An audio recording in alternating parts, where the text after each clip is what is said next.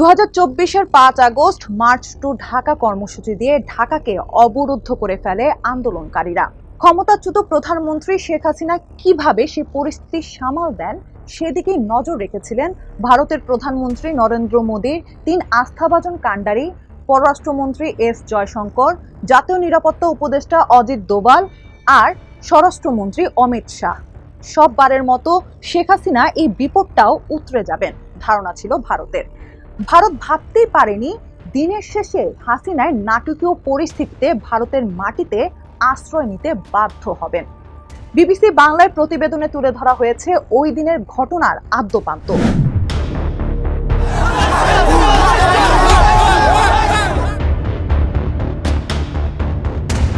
BBC বাংলার প্রতিবেদনে বলা হয়, 5 আগস্ট দুপুর 12টার পর প্রায় একই সময় ঢাকা থেকে দিল্লিতে পরপর 2টি ফোন পাওয়া যায়। পররাষ্ট্রমন্ত্রী জয়শঙ্কর নিজেই পরে পার্লামেন্টে দাঁড়িয়ে এ তথ্য নিশ্চিত করেন। প্রথম ফোনটা এসেছিল খোদ শেখ হাসিনার কার্যালয় থেকে। কথা বলেছিলেন বাংলাদেশের প্রধানমন্ত্রী নিজেই। জয়শঙ্কর অবশ্য জানাননি তিনি কার কাছে ফোন করেছিলেন, তবে প্রোটোকল বলে এই ধরনের পরিস্থিতিতে সাধারণত কথা হয়ে থাকে দুই প্রধানমন্ত্রীর মধ্যেই।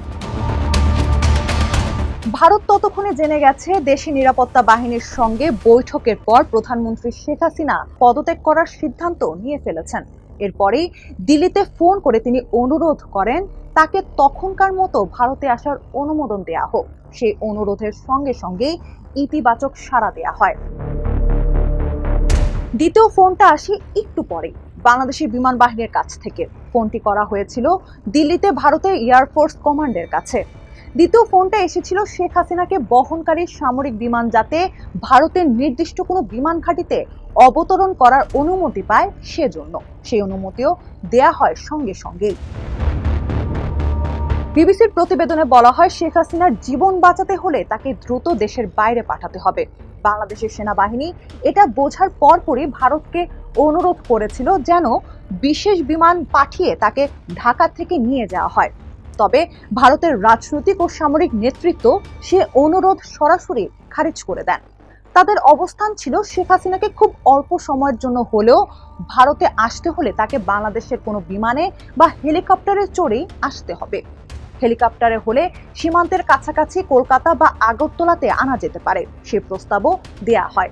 এবং তিনি কিসে আসবেন সেটা চূড়ান্ত করা হলে সেই ফ্লাইটের জন্য বাংলাদেশের সেনাবাহিনীকে ফর্মাল ক্লিয়ারেন্সও চাইতে হবে বলেও জানানো হয়। সেই অনুযায়ী বাংলাদেশ বিমান বাহিনী শেখ হাসিনা ও তার সঙ্গীদের জন্য একটি CJ-130 সামরিক ট্রান্সপোর্ট এয়ারক্রাফট প্রস্তুত করে এবং সেটি দিল্লির উপকণ্ঠে গাজিয়াবাদের হিন্দন বিমান ঘাঁটিতে নামার অনুমতি পায়। এই অবস্থান নেওয়ার কারণ একটাই, দিল্লি চায়নি পরে এ কথা বলার কোনো সুযোগ তৈরি হোক যে ভারতই বাংলাদেশ থেকে তাদের বন্ধুকে উদ্ধার করে নিয়ে এসেছে বা পালাতে সাহায্য করেছে। মোদী সরকার বাংলাদেশ পরিস্থিতি নিয়ে 6 আগস্ট সকালে পার্লামেন্টে অ্যানেক্স ভবনে সর্বদলীয় বৈঠকে বসে। কংগ্রেস সহ সব বিরোধী দলই এতে অংশ নেয়।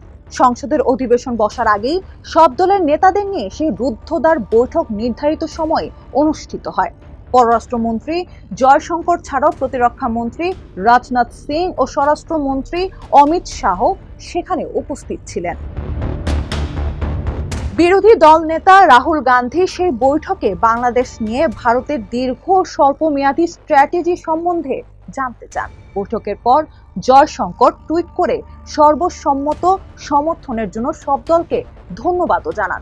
সেই দিনই বিকেলের পর পার্লামেন্টে সৎপ্রণোদিত বিবৃতি দিয়ে পররাষ্ট্রমন্ত্রী সংসদকে বাংলাদেশ পরিস্থিতি নিয়ে অবগত করেন এবং কোন পরিস্থিতিতে ভারত শেখ হাসিনাকে আশ্রয় দিয়েছে সেটাও ব্যাখ্যা করেন। 5 আগস্ট দুপুরে যখন শেখ হাসিনাকে ভারতে আসার আনুষ্ঠানিক অনুমতি দেয়া হয়, সেই প্রথম মিনিট থেকেই ভারতের ধারণা ছিল তার এই আশাটা একেবারেই সাময়িক এবং এটা তৃতীয় কোনো দেশে রওনা হওয়ার আগে বড়জোর একটা সংক্ষিপ্ত স্টপ ওভার। প্রশ্ন উঠছিল দিল্লি থেকে তিনি কোথায় যাবে। ব্রিটেন তো তালিকায় ছিলই, সঙ্গে নরওয়ে বা সুইডেনের মতো কোনো স্ক্যান্ডিনেভিয়ান দেশ বা এমনকি বেলারুশের কথাও শোনা যাচ্ছিল। শেখ হাসিনা তখনও বাংলাদেশের ডিপ্লোম্যাটিক পাসপোর্টধারী, সঙ্গী বোন শেখ রেহানাও যুক্তরাজ্যের দ্বৈত নাগরিক। ফলে 5 আগস্ট রাতেই দিল্লি থেকে তারা অনায়াসে লন্ডনের উদ্দেশ্যে রওনা হয়ে যাবেন। ভারত সরকার প্রথমে এমনটাই ভেবেছিল, কিন্তু ব্রিটিশ সরকার সেই পরিকল্পনায় বাদ সাধে। দিল্লিতে নিযুক্ত ব্রিটিশ রাষ্ট্রদূতের মাধ্যমে নতুন প্রধানমন্ত্রী কিয়ার স্টারমারের সরকার ভারতকে জানিয়ে দেয় শেখ হাসিনাকে এখনই তারা সে দেশে আসতে দিতে পারছে না। অথচ তারা আসলে তৃতীয় কোনো দেশে যাচ্ছেন এই ভাবনাতে বাংলাদেশ বিমান বাহিনী CJ-130 এয়ারক্রাফটকে সে রাতে হিন্দন বিমান ঘাঁটিতেই থেকে যেতে বলা হয়েছিল, সেটিকে ঢাকাতে ফিরতে দেওয়া হয়নি।